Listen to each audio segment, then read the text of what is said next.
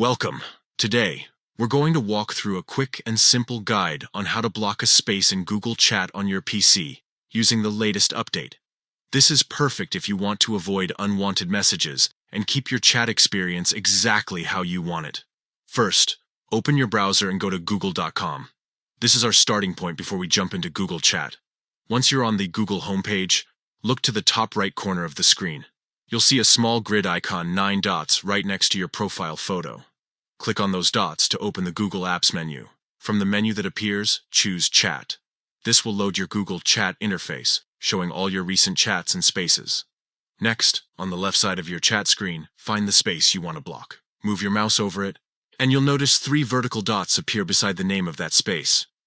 Click on those 3 dots to open a small options menu. From the options listed, select Block and Report. This step not only blocks the space, but also gives Google a report about it, in case it's needed for safety or spam prevention. A confirmation prompt will pop up, asking you if you're sure about blocking the space. Read it carefully, and when you're ready, click Confirm. That's it. You've successfully blocked the space. From now on, you won't receive messages from it, and it will be removed from your active chat list. This is a great way to maintain focus, protect your privacy, or simply clear up clutter in your Google Chat workspace.